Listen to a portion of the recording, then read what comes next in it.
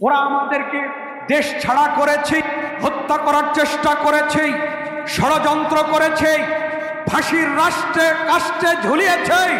হাসতে হাসতে ফাঁসির মঞ্চ পর্যন্ত গিয়েছি। আবু জেহেলদের পেতাত্তার কাছে আমরা মাথা নত করি নাই, করব না, করব না, করব না। জোরে বলেন ঠিক কিনা? শুধু ইউনিয়ন পরিষদে যদি কোরআনটা থাকে তাহলে এই সমাজে ইউনিয়ন পরিষদে বিধবা ভাতার নাম করে লুটপাট চুরি বন্ধ হয়ে যাবে। আরো জোরে বলেন, কথা বলেন ঠিক কিনা? এবার বলেন সুবহানাল্লাহ। প্রিয় ভাইরা আমার, এই আয়াত নাজিল হওয়ার একটা প্রেক্ষাপট আপনাদেরকে জানিয়ে দিতে হবে।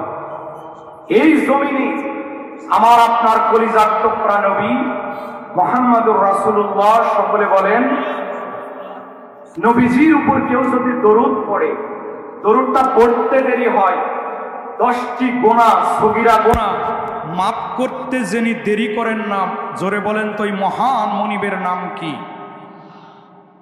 10টি গুনাহ মাফ হয়, 10টি সওয়াব আমার আপনার আমল নামায় যোগ হয়ে যায়, আর 10টি মর্যাদা বৃদ্ধি হয়ে যায়।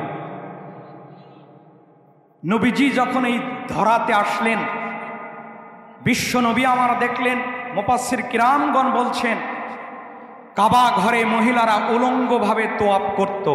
নাউজুবিল্লাহ বলতে পারেন না? শুধু তাই নয় প্রাণের ভাইরা আমার,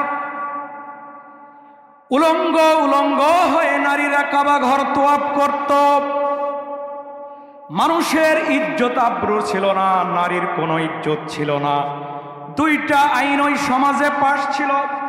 বুঝে থাকলে বলেন কয়টা আইন? 1 নম্বর হলো ব্লাড ফর ব্লাড, 2 নম্বরে হলো মাইট ইজ রাইট, রক্ত বদলে রক্ত, আর জোর যার মল্লক তার। এই 2টা আইন পাশ ছিল, চালু ছিল। প্রাণের ভাইরা আমার, এ সময় এমন অন্ধকার, ঘুটঘুটে অন্ধকার, সূর্য উঠত ঠিকই, কিন্তু সামাজিক অন্ধকার ছিল। একটা নারীর কোনো নিরাপত্তা ছিল না। চিৎকার দিয়ে বলেন নাউজুবিল্লাহ। আজ দেখেছি এ অন্ধকার আজ আছে না নাই? গতকাল দেখলাম মুনতাহা, আহারে কার যে ফুটফুটে সন্তানটা, কলিজাটা ভেঙে যাচ্ছে, 2 হাত পা চোখ বেঁধে তাকে পুকুরের মধ্যে চুবিয়ে চুবিয়ে তাকে হত্যা করা হয়েছে। আজকে যেমন নারীর কোনো ইজ্জত নাই, ওই যুগেও নারীদের কোনো ইজ্জত ছিল না। আজকেও যেমন এই সমাজ থেকে টাকা পাচার করা হয়েছিল, ওই যুগেও লুটপাট ছিল। কথা বলেন না কেন? প্রাণের ভাইয়ের আমার, নবীজি এই সময় কালেমার দাওয়াত নিয়ে আসলেন। সকলে পড়েন লা ইলাহা ইল্লাল্লাহু মুহাম্মাদুর রাসূলুল্লাহ সাল্লাল্লাহু। দাওয়াত দিতে দেরি হলো, নির্যাতন আসতে দেরি হলো না। এমন অমানবিক নির্যাতন, বেলালের উপর নির্যাতন, খাব্বাব খোবাইবের উপর নির্যাতন, এমন সাহাবীদের উপর নির্যাতন করা হয়েছিল। আম্মার ইবনে ইয়াসারের উপর নির্যাতন, তাদেরকে শাহাদত করা হয়েছিল, পিটিয়ে পিটিয়ে তালে শাহাদাতের দিকে ঠেলে দেওয়া হয়েছিল। তারপরেও ওই সাহাবীরা আল্লাহর দিন থেকে, কালেমার এই দিন থেকে 1 কদম পর্যন্ত, চুল পর্যন্ত নড়ে নাই। আর একবার বলেন সুবহানাল্লাহ। কেন নড়ে নাই? এই জমিনের উপর আল্লাহর দিনটা বাস্তবায়ন করতে গিয়ে যারা শাহাদত বরণ করে, আল্লাহ সুবহানাহু ওয়া তাআলা বলছেন তারা জীবিত, তাদের মৃত্যু হয় না। রেজেক দেন, জোরে বলেন তো তাদেরকে, আরো জোরে বলেন তাদের রেজেক দেন কে? ওয়ালা তাহসাবান্নাল্লাযীনা কুতিলু ফি সাবিলিল্লাহি আমওয়াত বাল আহইয়াউ ইনদা রাব্বিহিম ইউরযাকুন।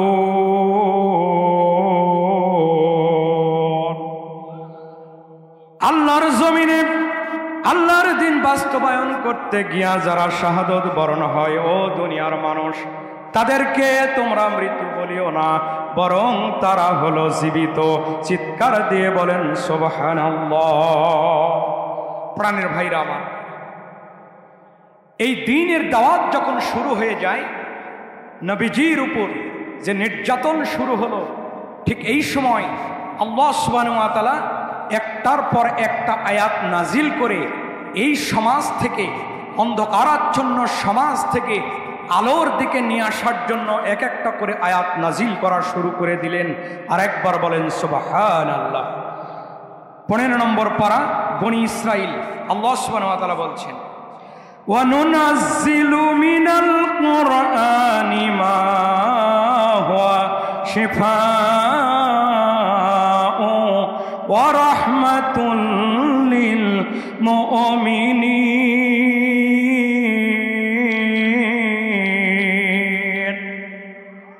ওয়া নুনাজ্জিলু মিনাল কুরআন, আমি আল্লাহ সুবহানাহু ওয়া তাআলা এই কোরআন নাজিল করেছি, এই সমাজ থেকে অন্ধকার দূর করে আলো আনার জন্য কোরআনটা নাজিল করেছি। আর একবার বলেন সুবহানাল্লাহ। এই কোরআনটা দেওয়া হয়েছিল প্রাণের ভাই আমার আপনার কলিজার টুকরা নবী, আখেরি জামানার পাইগাম্বার মুহাম্মদুর রাসূলুল্লাহ। আর একবার বলেন সাল্লাল্লাহু আলাইহি ওয়াসাল্লাম। এই কোরআন হলো এমন একটা কিতাব, সমস্ত পৃথিবীর সঞ্চিত ধনভাণ্ডার যদি একদিকে করা হয় আর কোরআন যদি একদিকে করা হয়, কোরআনটাই দামি হয়ে যায়।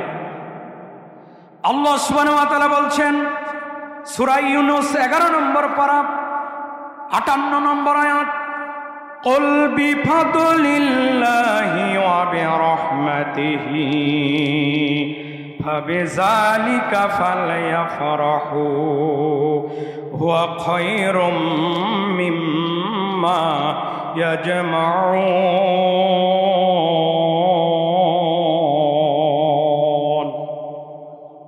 ও নবী, আমি আপনার উপর এক কোরআন নাজিল করেছি। এই কোরআনটা হলো এমন তোমাদের জন্য দয়া, রহমত। এই কোরআন দিয়ে তোমাদের উপর দয়া করেছি, রহমত করেছি, দয়া করেছি, মায়া করেছি। কোরআন আছে বিধায় আমরা আল্লাহকে চিনতে পেরেছি। কথা বলেন ঠিক কিনা? কোরআন আছে বিধায় আমরা 5 ওয়াক্ত সালাত আদায় করতে পারি। কোরআন আছে বিধায় এই জমিনে টুপি, পাড়ি, পাঞ্জাবি দিয়ে আমরা ইসলামী আন্দোলনের কথা বলতে পারি। কথা বলেন ঠিক কিনা? এই কোরআন যাদের নাই তারা হলো ঘুটঘুটে অন্ধকার, তাদের জন্য ইহকালও নাই, পরকালেও নাই। প্রিয় ভাইয়ের আমার, বিশ্বনবীকে এই দাওয়াত যখন দেওয়া শুরু হয়ে গেল, তখন তাকে হত্যা করার ষড়যন্ত্র করা হলো। নবীজি আমার, আল্লাহ সুবহানাহু ওয়া তাআলা ঘোষণা দিলেন, নবী, এই 13টি বছর এই এলাকায় আপনার উপর নির্যাতন করা হয়েছে, আপনি এখন বের হয়ে মদিনায় চলে যান। ওখানে আমি যে কোরআনুল হাকিম দিলাম, এটা দিয়ে মানুষের জীবনের পরিবর্তন করবেন, রান্নাঘর থেকে একদম পার্লামেন্ট পর্যন্ত। চিৎকার দিয়ে বলেন সুবহানাল্লাহ। নবীজি আমার হিজরত করলেন, বড় ইতিহাস। আবু আইয়ুব আনসারীর বাড়িতে আগে উঠলেন, ওঠার পর ওখানে আশ্রয় নিলেন।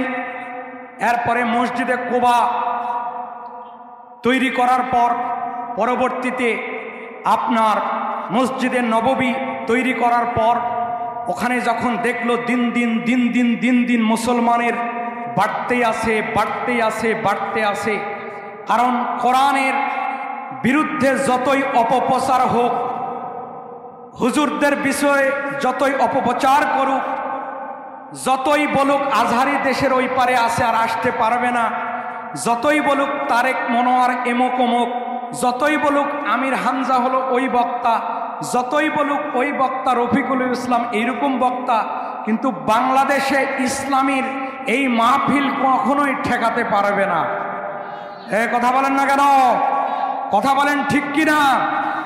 যতদিন পর্যন্ত এই বাংলাদেশে সূর্য থাকবে ততদিন পর্যন্ত কোরআনের লোক বাড়তে থাকবে। আরো জোরে বলেন ঠিক কিনা?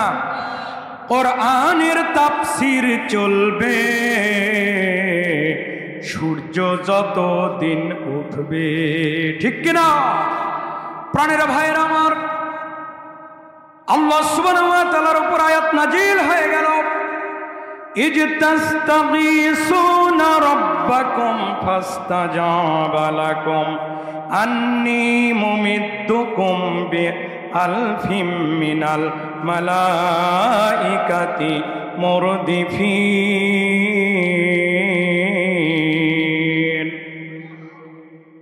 আবু জেহেল 1000-এর অধিক বাহিনী নিয়ে মদিনা ঘেরাও করার জন্য মক্কা থেকে মদিনায় রওনা দিয়েছেন। বিশ্বনবীর সাহাবীর সংখ্যা ছিল 313 জন। জোরে বলেন তো কতজন? আরো জোরে বলতে হবে কতজন? নবীজি আমার বিচলিত হয়ে গেলেন, ভেঙে পড়লেন। আহারে, এই 313 জন লোক যদি আমাদেরকে 1000-এর বেশি বাহিনী যদি আজকে ঘেরাও করে আগামীতে ইসলামী কথা বলার জন্যে,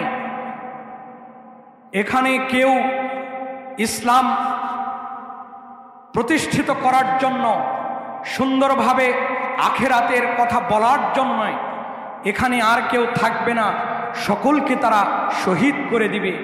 খুব ভালো করে কান খাড়া করে শোনেন প্রাণের ভাইরা আমার, বিশ্বনবী এশার নামাজের পর কিতাবে দেখলাম সিজদায় পড়ে গেছেন। পরের দিনে যুদ্ধ শুরু হবে, ওই দিকে 1000-এর বাহিনী, বিশ্বনবীর কাছে 313 জন বাহিনী। যুদ্ধ শুরু হয়ে যাবে, নবীজি আমার সিজদায় পড়ে গেলেন, সিজদা থেকে মাথা উঠান না। আবু বকর রাদিয়াল্লাহু তাআলা আনহু বলছেন, হুজুর আপনি মাথা উঠান, আপনি মাথা উঠান। কারো কথা নবী যেন শুনছেন না। একদম ফজরের আগে নবীজির চোখ মোবারক বেয়ে বেয়ে ডুকরে ডুকরে নবী কাঁপছেন। একদম বালির মধ্যে তার ভিজে, তার মুখ মোবারকটা বালি ভিজে বালির মধ্যে দেবে গেছে। চিৎকার দিয়ে বলেন সুবহানাল্লাহ।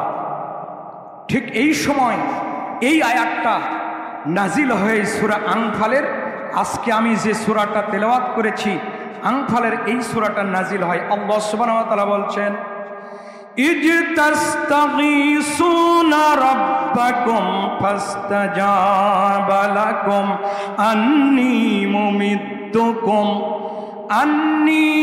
মুমিদ্দুকুম বিআলফিম মিনাল মালাইকাতি মুরদিফিন।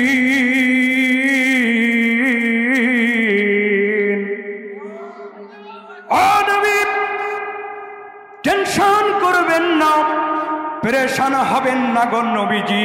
আপনাকে মারার জন্যে 313 জনকে হত্যা করার জন্য শাহাদত বরণ করে দিবি। আজকে আপনাদের হত্যা করার জন্যে 1000-এর বাহিনী আসতেছে। নবী আপনি টেনশন করবেন না, আপনি পেরেশান হবেন না গো নবী। আমি আল্লাহ সুবহানাহু ওয়া তাআলা আপনাকে জিবরিলের মাধ্যমে, জিবরিলের নেতৃত্বে 1-2 নয়, 100-200 নয়, 1000 ফেরেশতা দ্বারা সহযোগিতা করব। চিৎকার দিয়ে বলেন আল্লাহু আকবার। আমার বন্ধুরা খুব মনোযোগ দিয়ে শোনার চেষ্টা করেন। আল্লাহ যুদ্ধ শুরু হয়ে গেল।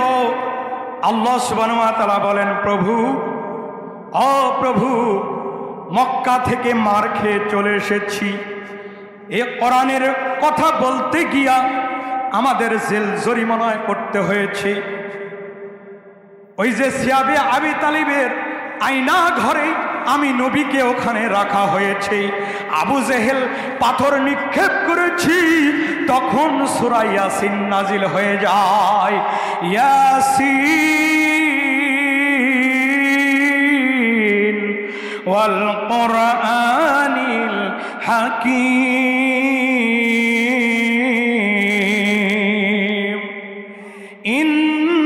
ইন্নাকা লামিনাল মুরসালিন।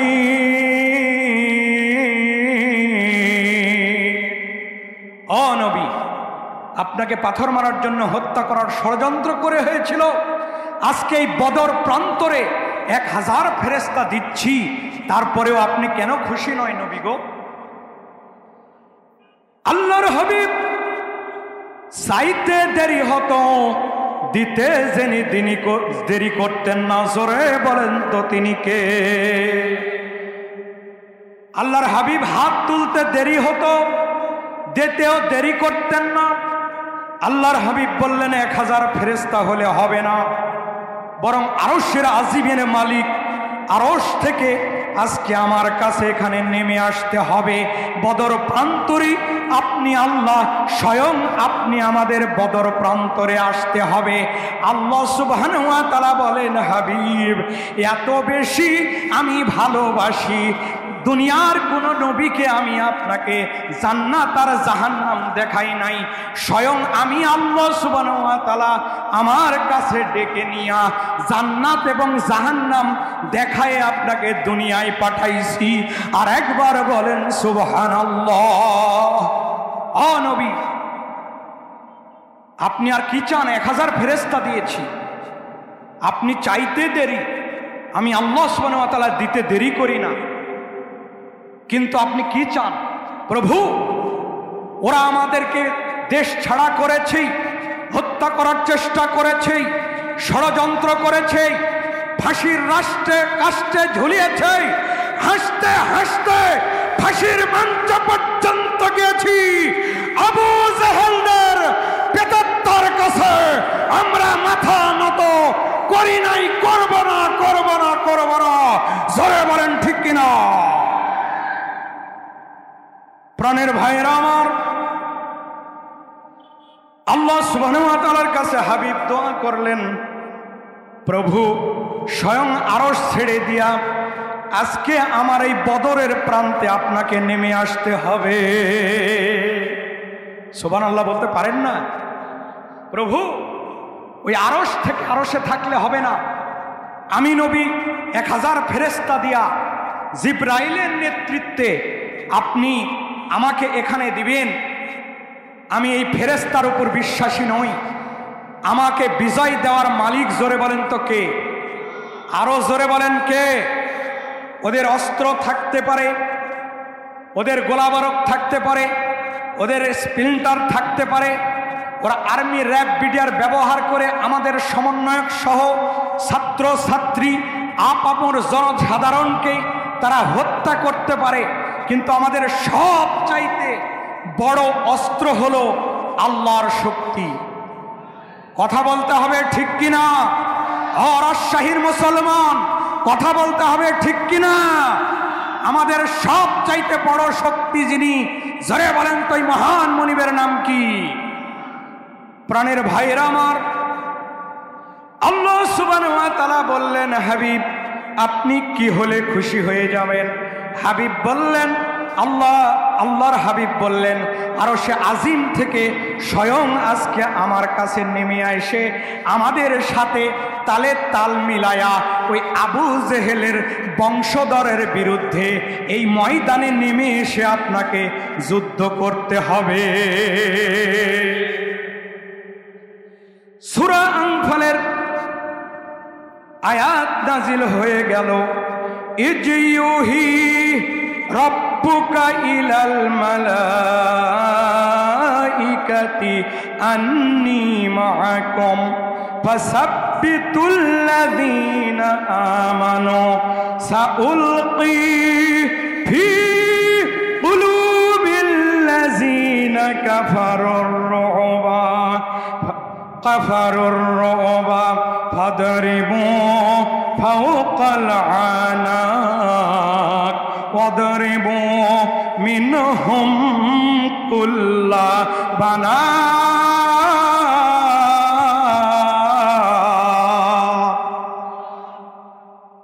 আলেম ওলামা আছেন এখানে, হাজার হাজার মসজিদের ইমাম আছেন।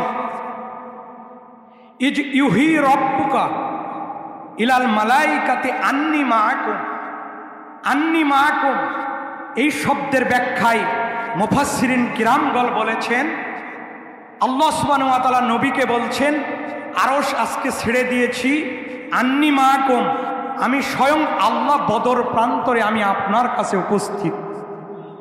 সুবহানাল্লাহ বলেন না? যে আল্লাহ বদর প্রান্তরে সহযোগিতা করতে পারে, ওই আল্লাহ বাংলাদেশের জমিনে আমাদেরকেও বিভিন্ন সমস্যায় যখন আসবে তখন সহযোগিতা করতে পারে কি পারে না? আরো জোরে বলেন, পারে কি পারে না? আরো জোরে বলতে হবে, যিনি সহযোগিতা করবেন ওই মহান মুনিবের নাম কি? আল্লাহর কাছে সহযোগিতা না চাইয়া আমরা অনেক পীরবুড়িদের কাছে যাই। এই কথা বলেন না কেন?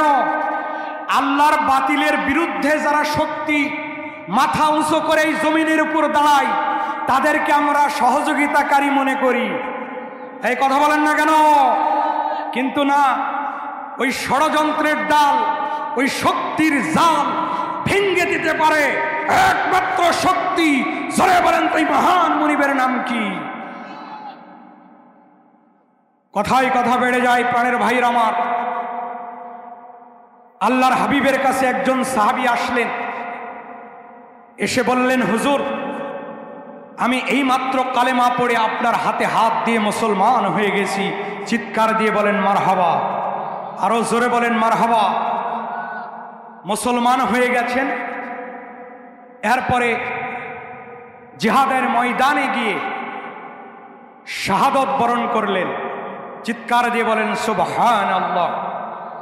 আল্লাহর নবী শাহাদত বরণকারীর ওই লাশটা যখন সামনে আসলো, নবীজি বললেন, এই লোকটা এক ওয়াক্ত নামাজ পড়ে নাই, এই লোকটা কখনোই রোজা রাখে নাই, এই লোকটা যাকাত দেয় নাই, কিন্তু আমি আল্লাহর হাবিব সাক্ষী দিলাম, ইসলামী আন্দোলনের আল্লাহর জমিনে আল্লাহর দিন বাস্তবায়ন করতে গিয়া শাহাদত বরণ করেছেন, এই লোকটা হলো জান্নাতি। চিৎকার দিয়ে বলেন সুবহানাল্লাহ, আরো জোরে বলেন সুবহানাল্লাহ।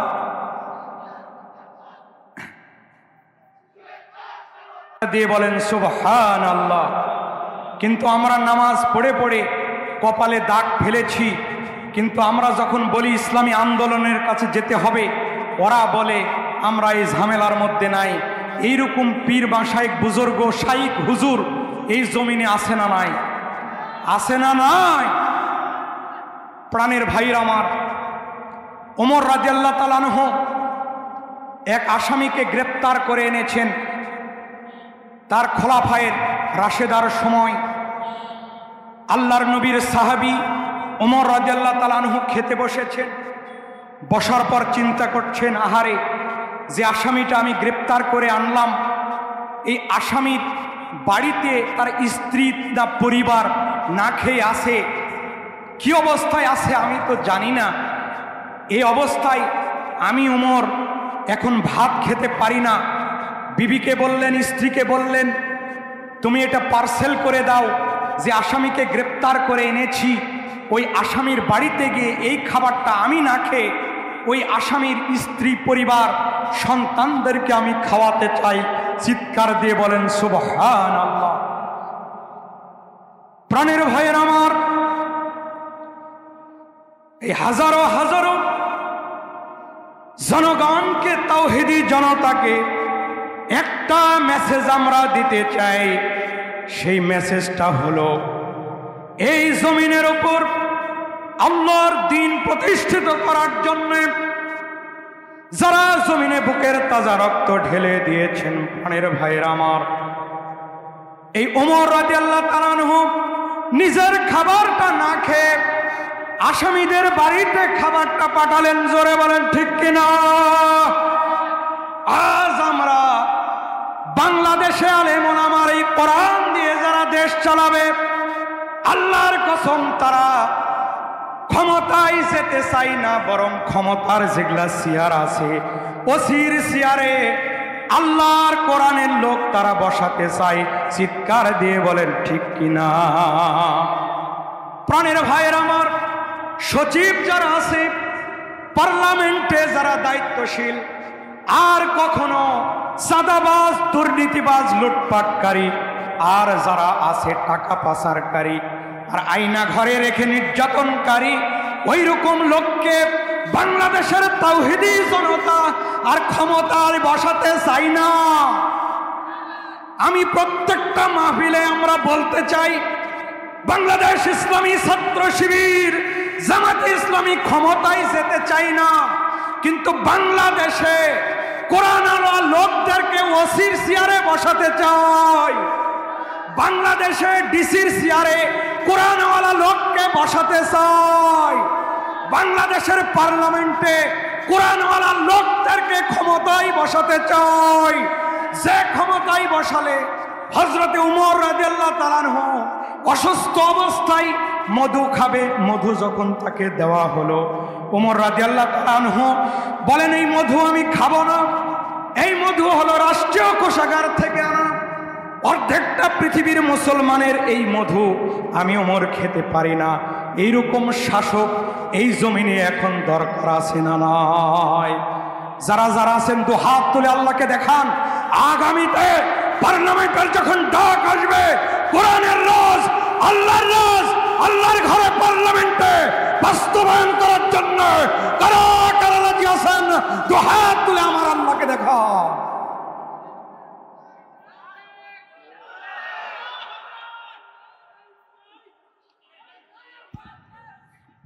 নারায়ে তাকবীর, নারায়ে তাকবীর। আল কোরআনের আলো সংসদে জালো, নারায়ে তাকবীর। তাওহীদি জনতা, আমি আপনাদের বেশি কষ্ট দেব না। প্রধান অতিথি আছেন, প্রধান বক্তা আছেন, আমি একটা আয়াত আর একটা বলে শেষ করতে চাই। আল্লাহ সুবহানাহু ওয়া তাআলা বলছেন সূরা আহজাব, ওয়ালা তুতি'ল কাফিরিনা ওয়াল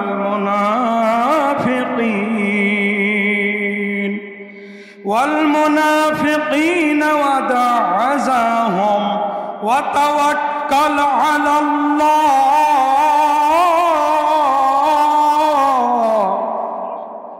ওয়াকাফা বিল্লাহি ওয়াকিলা।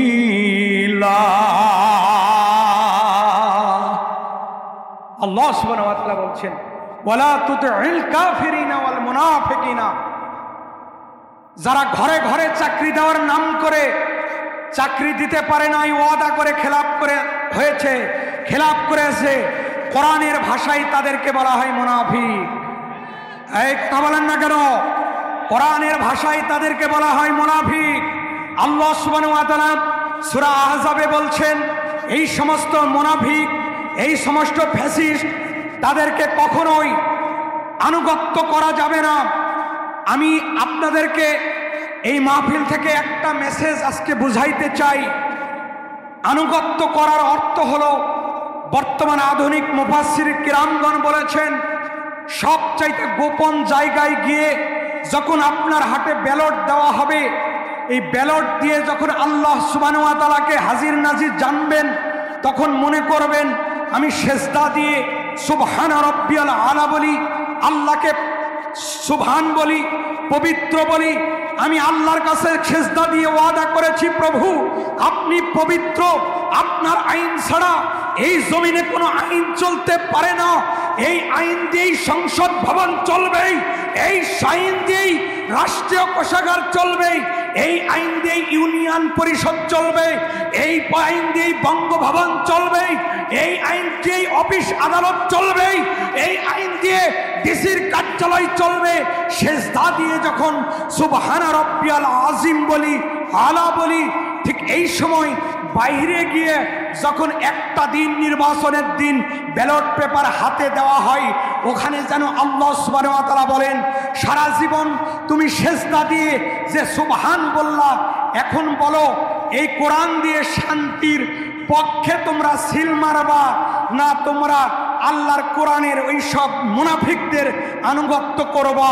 সব চাইতে চূড়ান্ত ফাইসালা হলো ওই দিন, যেই দিন ডাক আসবে, আগামী দিন ভোটের দিন। চিৎকার দিয়ে বলেন ঠিক কিনা? আরো জোরে বলেন ঠিক কিনা?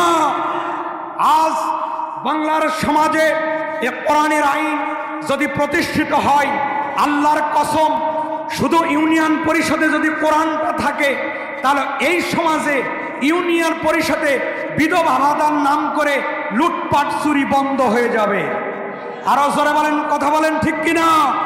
এই কোরআনের পক্ষে কারা কারা আছে? দু হাত তুলে দেখান, দু হাত তুলে দেখান।